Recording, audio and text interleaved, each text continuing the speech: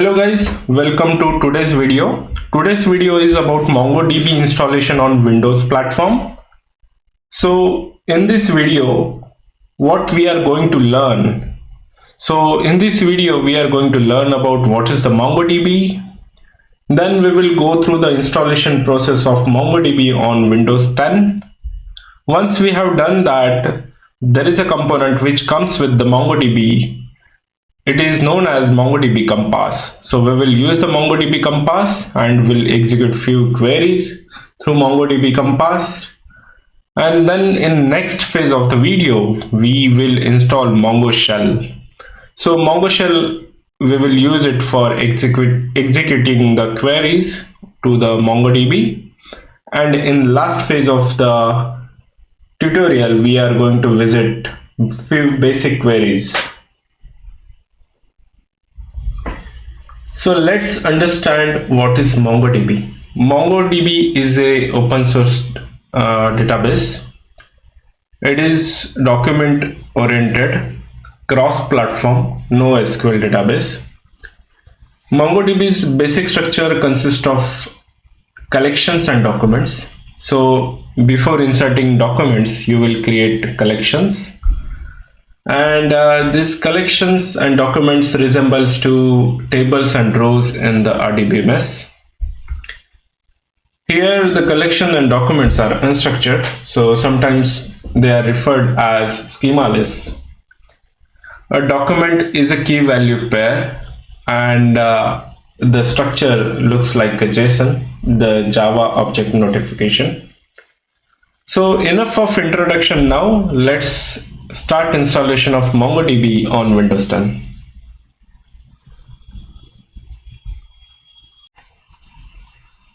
To install MongoDB, we have to visit mongodb.com, which is official website of MongoDB, and the path is try download community. If you click on try free on the home screen, it will bring you to this page, and on this page on the right side you will find option to download the MongoDB. We will download the MongoDB MSI package.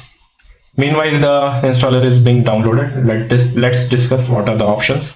So first option is the version. You can select here the version which you want to download, and then your choice of platform. In our case, the platform is Windows, since we are going to install it on Windows 10. You can select Amazon Linux, Debian, Red Hat based operating systems, and etc. Since MongoDB is multi-platform database, and then there comes the package. Depending on the platform, there are different options for packages. In this case, for Windows, it is MSI and zip. So we have already downloaded the MSI package. Click on open file. It will start the installer wizard. On the first screen, click on next, and on this screen it will represent the end user license agreement. We have to accept this agreement and click on next. Then the type of installation, whether custom or complete. In custom, it will install selected program features. We are going to install the complete setup, so I'm selecting complete. After that, it will ask you the run service as a network service user or run service as a local or domain user. So I'm going to run it as a network service user, so I'm not going to change that option. I will keep that option as default. Then there comes the service name, whether you want to change the service name. Here I'm going to keep the service name default. I don't have to change this. And then the data directory. Here the data directory is on C drive, where my operating system is installed. If you are doing production installation, you might not want to install you might want to change this data directory. You don't want to store the data on where your operating system is. You might have to store it in some another drive. And then there is a log drive, log directory. So log directory can be C directory. It's no problem. In production, you can also change this location if you don't want to save the logs on the operating system drive. Then click on next, and then it is asking you to install MongoDB Compass. So it is already selected. If you don't want to install MongoDB Compass, you can unselect this, click on next, and then it is going to install the MongoDB.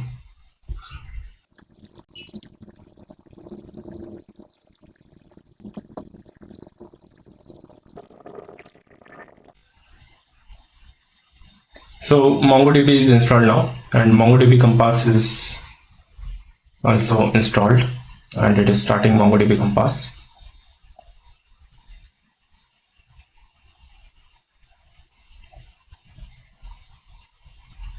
Yeah, MongoDB Compass is also up and running. So in next part of video, we will go through MongoDB Compass.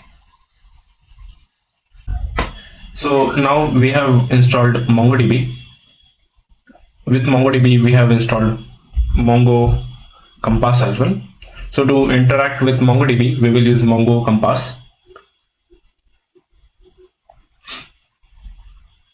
And once you open the MongoDB, you will see you have to paste your connection string. To form the connection string, there is an example guide here available, how to format your connection string. And there are two types of connection strings, standard connection string format and DNS seed list connection format. We are going to use standard connection string format.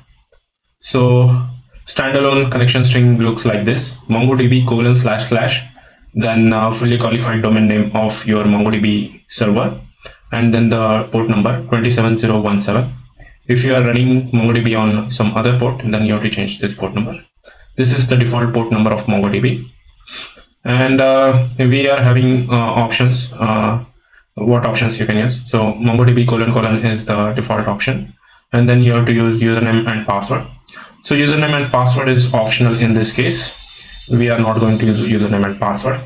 Then the host, and then we have to use the colon port number. So if you don't mention the port number, it will use by default port number 27017, and then default .db. So if you are using credentials, then you have to pass the database, which will be used for authentication purpose. And last thing is options, which is also optional. So in our case, our string will be MongoDB : and the host name. In this case, it is localhost. Since MongoDB is local on the same machine, so I don't have to provide a fully qualified domain name. And if I click on connect, it will connect to the MongoDB instance. For those who are interested in connecting remotely, they can download MongoDB Compass separately from the official website mongodb.com, and here you will find the MongoDB Compass. Click on tools, and MongoDB Compass is the option, and here you can select the platform, and you can download the installation and install the binaries. So that's what you can do if you want to connect it remotely. Once you are logged in, then there is the next tab, which is performance. Here you can see the live performance of MongoDB. You can see slowest operations on the MongoDB. This is fresh instance, so it won't show any slowest operations as of now. In databases, we see three default databases: local, config, and admin. We will create a database now. So let's create a database named demo, and we have to mention the collection name. It will be the first collection in the demo database. You can create many collections in single database. So I'm going to give it employee, and click on create database. Once the database is created, go to database. You will see the collection which we provided. Here also you will get the create button to create the additional collections. I'm clicking on employee database, employee collection, and my collection is totally empty as of now. So to insert the data, you have two options here. Either you can insert the document. You have to write down the key and value pair here, and you can simply insert the document. Or if you want to do bulk insert, then there is option import file. Click on that. You will get two options, JSON or CSV. I'm selecting CSV. I have one sample CSV available with me. Click on browse and navigate to the path where you are having CSV. And I'm selecting CSV. Email CSV is the file. My file is not comma separated. It is separated by semicolon. So I'm going to change option of delimiter to semicolon. So it will show like login, column, number, first name, and last. So let's select only first name. In the double quotes, first name. The field is case sensitive, and one will display the first name only, so we can see the first name. And if you don't want to see the first name and you want to see the rest of the fields, then you have to make this value as 0, first name colon 0. So it will display everything else apart from first name in each document. So let's reset again and go to the sort. When we inserted the data, we changed number from string to the number format. So you can do sorting on number, integers, like data types. So let's try sorting on the number. So number colon -1 and bracket complete. So when we are giving -1, you can see it is ordering the documents in the descending order. So first comes 10,000, then 9,346, 5,000, 4,000, etc. If you want to reverse this order, so it will be in ascending order, you have to make number colon 1. So it will be in the ascending order. So this is applicable where you are having field type as number integer. So now we have completed MongoDB Compass. So let's install Mongo Shell. On the same page, you will find Mongo Shell link under tools. Mongo Shell is one of the tools. Click on download. It will download the package, and then let's install that package. Click on next. I'm keeping default installation path. Next and install, and it is installed the document. Yeah. So that's it about MongoDB Compass. Let's jump to the next topic, which is Mongo Shell. Before proceeding to Mongo Shell, let's see the project option and the sort option and one more option, which is limit option. So I'm going to reset the filter criteria by clicking on reset button. So it will show all the records. We can use limit option where we can limit the number of documents displayed on the screen. And we can limit it to 2, 10 or something. And I'm resetting again. And then in project option, you can select the required fields only. It's like select first name from the table. So to start Mongo Shell, go to start and type Mongo Shell. If it is not displaying Mongo Shell, then you have to go to the path where Mongo Shell is installed. I have already copied path where Mongo Shell is installed, so I'm going to use that path directly. And here you can see mongosh.exe, which is Mongo Shell. And the default connection string is MongoDB://localhost, which is the correct connection string. If you want to connect to the remote MongoDB instance, then you can format that connection string accordingly.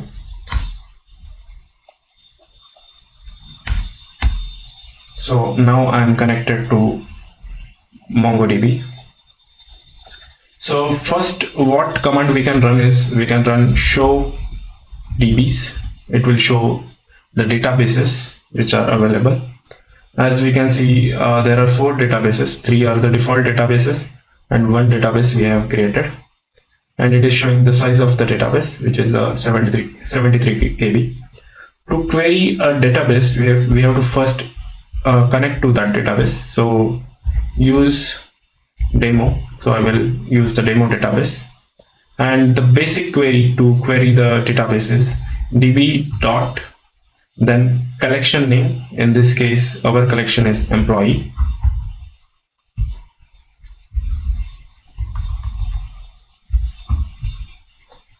dot find, and this is basic query. It will find all the documents in that collection. Let's count the number of documents in Mongo Shell. db dot the collection name, which is employee, dot find, and then dot count. It will count the number of documents in collection employee. It says 5, which is correct. And to find the first document in the collection, we have to run db.employee.find1 and brackets, and it will show the first document in the collection. To give condition like login email, let's say john.m@example.com, so we can find with the login email as well, or any other field. So to run that command, to run that query, we have to use db.employee.find, and in bracket we have to give curly bracket and then name of the field, in this case login email, bracket double quotes complete, and then colon, and then the value will be beyond.m@example.com, bracket complete, and then curly bracket complete. So it will be JSON format, so we are having curly brackets, and let's search it. So it is showing only the list of documents, and here it is only single document matching. And then another way we can use is we can search with the integers. We can query like the employees with the less than, let's say, 5,000 employee number.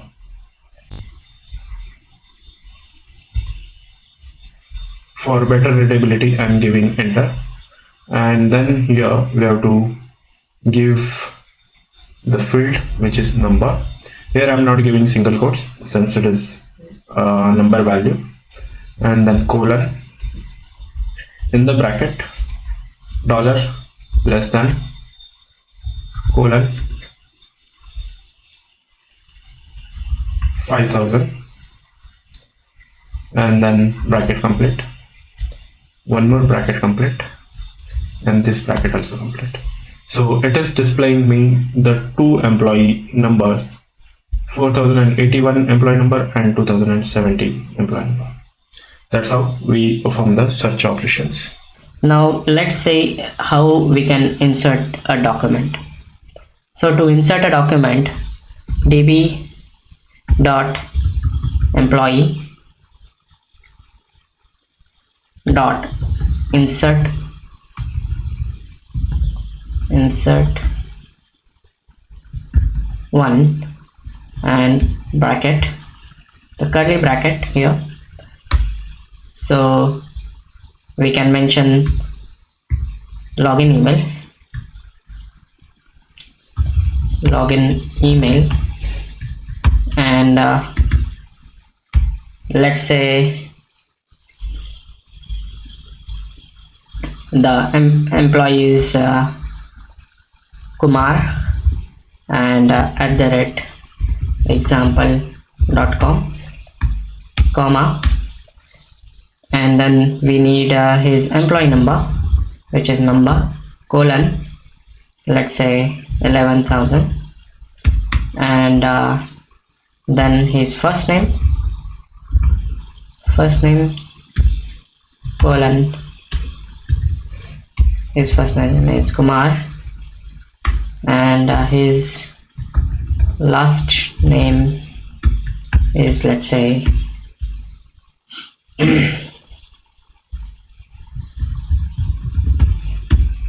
and that's it. Okay, there is an error. Okay, I found the problem. The problem is I forgot giving comma between the two key value pairs. Yeah, and the record is inserted now. So it says acknowledge true, and it has created automatically the ID. Now let's see the delete operation, how to delete a document.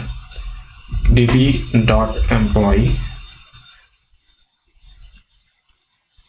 dot delete one, and in bracket I will delete with let's say help of employee number. So I will give number, and I will delete with 11,000, the employee with the employee number of 11,000, and it has acknowledged, it has deleted one record.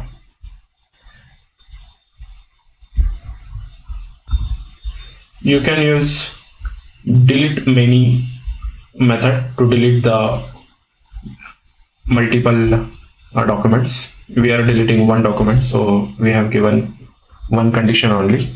To delete the many documents, what you have to do is, the form will be db.employee dot delete many, and the in bracket you have to mention a list. List will be like this, and first search criteria, then second search criteria, and next search criteria, and so on. And at the end you will have list completion with the bracket, and then completion of the method. Like this you can delete many documents. Same way, to insert many documents, you can use insert many method. So in that insert many method, the parameters are also same. You will pass the list with this kind of brackets, then inside that we will pass individual document to insert the documents. Yeah. And each document will be separated by comma.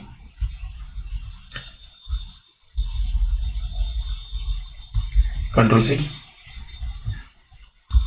Let's see now how to update a document.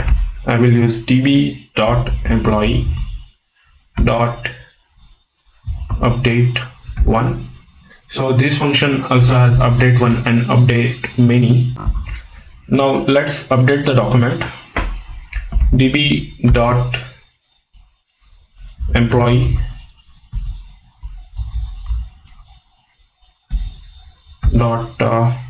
update one, and the bracket, and in bracket we will have first search criteria, which is number : 4081, and bracket complete comma. So this is search criteria complete. Now we have to set the value in this, and $set :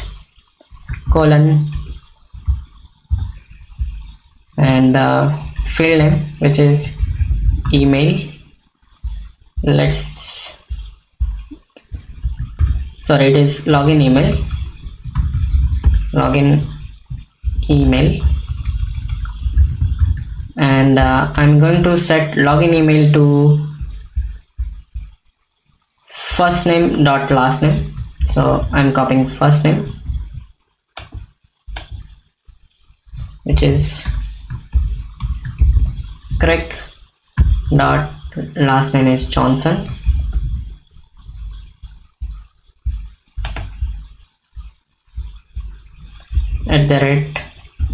@example.com,